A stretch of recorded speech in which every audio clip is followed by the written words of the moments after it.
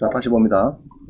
요 표가 2번 보겠습니다. 2번을 보시는데, 소액 보증금 조견표 그런 것은, 요것은 이제 오른쪽 금액 쪽에, 요 금액들이 지역별로 해서, 은행이 이제 담보를 아무리 잘 잡아도, 1순위를 잡아놔도, 은행보다 뭐 1년, 2년, 3년 뒤에 세입자가 들어와도 은행보다 먼저 빼가는 금액이 있습니다. 그게 소액 보증금이에요. 근데 그건 지역마다 다르고, 은행에 설정할 날짜마다 다 다릅니다. 이게 다르는데, 예를 들면은 이제 요때 설정을 했으면은 예로 2015년도 1순위 건조당이 잡혀가 있더라 신한은행에서 이렇게 하면은 서울 같으면은 9,500만원 이하라야 3,200 줍니다.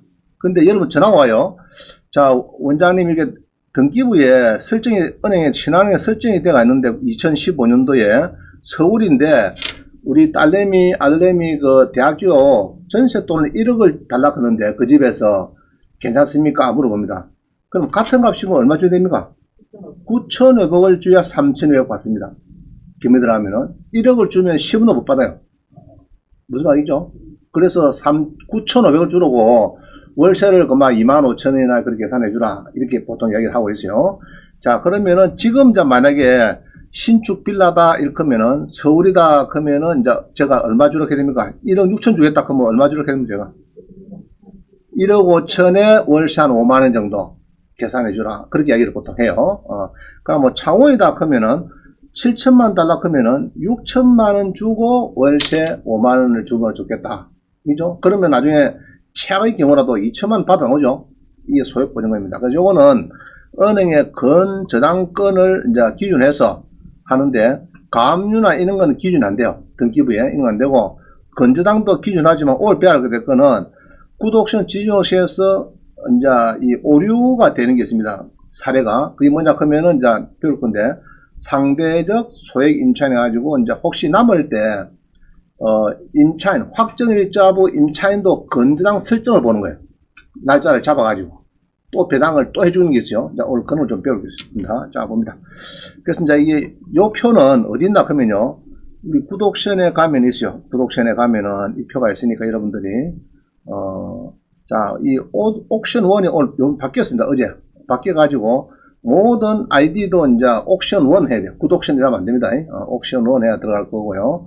그래서 이제 옥션 1에 들어가서 여러 경매 검색을 눌러가지고, 아무거나 눌러보면은, 이게 여러 뭐 옵스텔이다 뭐 이런 겁니다. 눌러보면은 하단에 중간쯤 보면요.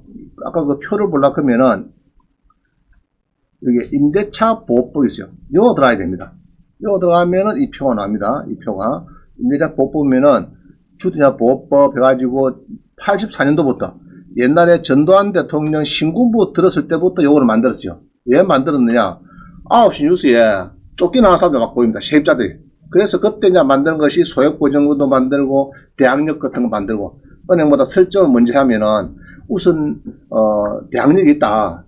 옛날에는 1억을 전입신고해놔도 옛날 이 당시에는 전입신고해도 인정이 안 됐어요. 전세금 설정 안 했으면 무조건 막 그 사람 무시하고 팔아버리면은 중간에 낙동은 오래 됩니다. 1억 2억 주는 세입자가. 그래서 그때는 전세금 해야 되는데 중간에 이때쯤 어디 대항력을 하나 만듭니다. 전입신고만 해도 봐주겠다. 된 거예요. 자, 그 다음에 또 만드는 것이 지금 여기 이제 표가 쭉 있는데 이 금액이 옛날에는 300만원, 200만원 했다가 지금 올라가가지고 지금은 이제 서울 같으면은 뭐 5천만원, 지방은 2천만원. 뭐 이래 있습니다. 수도권은 또 4,300, 광역시는 이래 이제 표가 있어요. 이 표를 여러분들이 딱 보고, 이래 된다. 그러면 예를 이런 거죠. 집주인이 이제 다가구 주택에 세입자를 넣어달래요. 예로 창원에서 그러면은 여러분들이 이제 예로 집주인이 5천만 원 달래 설정을 딱 보니까 요게 중간인데 요 중간에 1순위 신한은행에서 설정이 되어 있는데 신한은행에서 건저당이 되어 있는데 요때 2015년도에 신한은행에서 건저당이 있는데 집주인이 다가구주택에 집주인이 오가지고 집을 샀다 하면서 세입자 놔달래. 그 5천만 원 다 놔달래요. 5천만 원씩. 그때는 이제 공인중개사가 뭐렇게 됩니까? 사장님 4,500만원에 월세 25,000원 합시다. 이렇게 돼요. 알겠어요? 그래 해야 나중에 뻥 터지면은 담은 1,500 받아요. 근데 멍청한 공인소장은, 경매를 안 배운 소장은, 아, 그래, 5천만 하죠, 뭐. 5천만원. 주인이 원하니까 5천만 하죠. 5천만 열가고 나왔어요. 뻥 터졌어요. 그러면은 1억 5천을 받을 수 있는 그 돈을 10원도 못 받는. 그죠? 그래서 경공매를 공인중개사는 배워야 된다, 안 배워야 된다? 필수로 배워야 됩니다. 필수로 배워야 돼요. 멍청하게 5천씩 그렇게 탁 놔두고 나중에 1년, 2년, 3년 뒤에 보면 뻥 터져가지고 나중에 김에 들어가서 보면 세입자들 10명이 오면 돌 던집니다. 그것도 모르고 5천만 원씩 전부 다 중개돼가지고 10원도 못 받게 했고 4,500에 월세 뭐 25,000원 얼마든지 1,500원 받으면은 그래도 고맙다. 당신이 알아가지고 이렇게 했으니까 소유권이 받아나니까 이래 되는데 10명이 뭐 1억 5천이에요. 큰 거죠? 이제 오늘 이제 그런 거 많이 배우겠습니다. 실내로. 자, 그래서 이제 봅니다. 이 표가 표가 어디 있다고요? 여기 있습니다. 임대차 보고에 있어요. 구독션에 있습니다. 한번 가서 꼭 눌러가지고 위에 상단은 주택임대차. 저 밑에는 상가 상인법. 여기 이제 표가 상인법도 표가 별도로 있어요. 두 개 있으니까 그걸 기억하시면 되겠고. 자, 넘어갑니다. 그래서 그 표를 보시면 그 다음에 3번은 또 이제 위에 이렇게 보기가 조금 힘들다 하시는 분은 또 요거를 보셔야 돼. 요거를 보셔가지고 여러분이 잡아야 됩니다. 근데 여기 빠진 거는 2018년 9월 18일이 뒤에 또 하나 더 있어요. 2021년 또 하나 더 있죠. 이게 빠져가 있죠, 이게. 여기 지금 빠져 있습니다. 요게. 그래서 여기 빠져 있어요. 요거는, 빠져 있습니다. 그래서 이제 여기 보면은, 요때, 2021년, 아까 5월 며칠이죠? 5월 11일이네. 5월 11일. 그거는 빠졌으니까, 이제 그거는 참고로, 나중에 참고로 표시해 가면 되겠고요. 자, 그 다음 봅니다. 4번 봅니다. 4번. 경매의 배당순위에서, 배당순위. 그럼 경매는 배당표, 공매는 배분계산서, 뭐, 제목은 그렇게 나와요. 자, 그런데 경매를 신청한 사람은 일단은 경매 신청 채권자라고 부르는데 그 사람이 먼저 경매 비용을 지급을 해야 돼요. 보통 아파트 3억이다. 그만 300만 돈 넣어야 됩니다. 미리. 넣고 법무사 비용까지 100% 영순위로 빼줍니다. 낙찰이 되고 잔금이 들어오면은. 그래서 그거는 공용 비용이니까 뭐 아무 문제 없어요. 자기들하고 100% 되는데 조심해야 될 거는 법무사가 신청하고 들어가는 비용은 봐주는데 행정사가 신청한 비용 50만 원은 안 봐주더라고. 그거 조심해야 됩니다. 행정사. 법무사는 되는데 또 행정사는 안 돼. 또 이게 또 그런 문제가 있어요. 자, 그 다음 봅니다. 1순위 배당을 소액보전금 아까 배웠죠, 그죠? 먼저 빼주는 거 얼마 4,500이 하면은 아까 1,500인가 뭐 주는 거 이런 거 소액보전 임금채권. 임금채권은 이제 3개월 임금 3년치 퇴직금만 해당됩니다. 3개월 임금. 그래서 은행에서 차롱단지의 공장에 종업원이 100명이다 크면 은행에서 승인을 많이 써요. 대출 나갈 때. 저거 공장 나중에 낙찰되고 나면은 종업원들이 3개월 월급하고 3년치 퇴직금은 거의 연봉이 아니고 연봉이 절반 정도는 100명에 다 받아가거든요. 그럼 연봉이 예로 평균 연봉이 5천만 원 이렇게 하면은 2,500에 100명 같으면 25억이가. 그럼 50억 낙찰돼도 25억은 막 임금청에서 실 빼가버리니까 되게 치열합니다. 은행에서. 굉장히 경계를 많이 해요. 좋은 거 많다 그러면 급여체 들어온 거 좋는데 아주 뻥 됐다 그러면 제일 골치 아픈 게 요겁니다. 임금채권. 자, 그래서 지금 새마을고 신입에서는 10억, 20억 대출해도 그러면은 잘 안 해줍니다. 해주긴 해주는데 어떻게 하느냐. 신탁에서 맡기라 소유권을 맡기면은 해줬구만. 신탁 보수금리가 1% 물더라도 10억, 20억 해줄 테니까 맡기라. 왜 맡기느냐. 요런 거 피하려고. 소액보증금도 피하고 소유자가 이제 돈 빌려온 사람 채무자가 아니고 신탁에서 소유자를 넣어가지고 버리니까 임금 채권도 피하고 요런 당해세 요거는 이제 저가 부담하는 거고요. 국세도 피하고. 자, 이렇기 때문에 대부분 신탁에서 바꿔버립니다. 그래야 대출된다. 그런 얘기예요. 그 때문에. 자, 그래서 요건 동순입니다. 소액보증금, 임금채권이 충돌하면은 요거는 이제 서로 동순, 안분배다. 자, 여기는 제일 끝발이 빠르고요. 그 다음에 당해세, 당해세. 당해세는 재산세, 종부세인데, 이 취득세는 당해세는 아니지만 시무상 당해세로 보면 된다 생각하는데, 이게 이제 취득 고지서를 안 끊고 은행에서 설정을 할 수가 없습니다. 그래서 그날 무조건 실무는 60일 한다 이났죠. 대출 받는 거는 무조건 그날 취득세 고지서를 발급을 받고 해야 등기소에서 등기를 해주기 때문에 소유권 이전해주고 설정해봐야 되거든, 은행에서요. 그래서 요거는 실무상 취득세 고지서가 발급이 되면 그날이 법정기일이 됩니다. 그래서 요거는 이제 당해세는 재산세, 종부세, 주로 취득세도 막 그리 보면 되겠습니다. 자, 그 다음에 당해세가 가끔 또 쓰이는 것은 우리 창원에도 아파트를 한 800채 가는 사람이 있었어요. 그래갖고 문제 터졌죠. 터지고 난리 났는데 그 사람께 이제 이 토굴성계 하나가 경매돼갖고 나중에 막 교부 청구 들어보면은 전국에서 많이 들어옵니다. 특히 대구, 뭐 부산 이런 데 많이 가 있었으니까 그래서 막 구청에서도 막 들어옵니다. 당해세가 들어와요.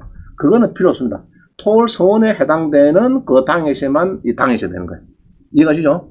그 외부에 서울, 부산, 대구에 있는 당해세 이런 거는 신경 쓸 거 없어요. 아파트 해당되는 그것만 당해세가 이제 해당되는 거, 그 재산세나 종부세가 혹시 있으면은 꼭 해당된다. 이렇게 보면 되고요. 자, 그 다음 국세. 국세는 이게 이제 확정일자보다 빠릅니다.